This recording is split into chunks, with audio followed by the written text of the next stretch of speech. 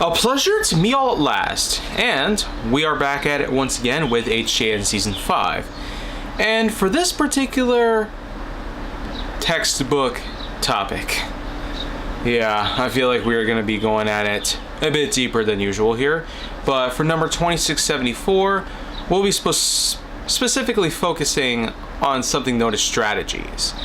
And let's just say this one's going to be a bit of a doozy because, first of all, might as well explain what it is. Strategies refer to specific plans coordinating to action. Actions that can typically be played whether it comes to games, whether it comes to warfare or combat, whether it comes to a comeuppance at the job site or work. Strategies are quite useful. A common tactic often placed by anyone.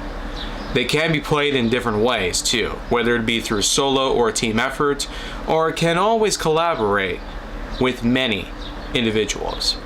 Anybody whom is of agreement to whatever you have planned in mind. And typically, there's a lot of people that can use strategies to their advantage. And while some, unfortunately, might lack the idea of strategy, generally speaking, it is something that anyone can try. And it can be earned in different ways. Strategies do come up as a rewarding experience for some, while for others it might not be so much. Let's just say that when it comes to gaming, there's always a good set of strategies that you might have in mind. For instance, if you try to go pull off a good fatality in Mortal Kombat, first of all, you're going to need to know the basic skills of how to operate based on the control functions. With fighting games, jumping is a bit different than normal. A lot of times, you use up on a D-pad or the stick as a means to jump rather than a specific jump button, which would be on the right side where the buttons are ordinated. And while most other games will use a separate button for jumping rather than the D-pad or stick for jumping, which is often used for moving or even ducking in some circumstances, the art of fighting games, whether it be Mortal Kombat, Street Fighter, or anything else of the sorts, pulling off a fatality does require specific button combinations, even to this very day. Street Fighter 6, for instance, has had a lot of unique moves. Sometimes it can be utilized using the classic control function, and there's also the more modernized function, which allows for more smooth and fluent gameplay. And I will say my experiences with that title, while I have discussed a lot more of it in the faces of HJN when it comes to gaming, known as graphics and super graphics, well, I'd say out here in this instance, it's at least a good example to mention. Otherwise, strategies have been played off as clever tricks or tactics in many other ways. There are such incidents where the military operations have gone underway. Often, there's a lot of new things to learn, new tactics to put together, old tactics that anyone can overcome and learn.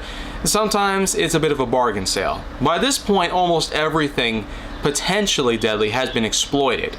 And there's probably nothing you can do, nothing new that can be invented, unless somebody comes up with some other strategy.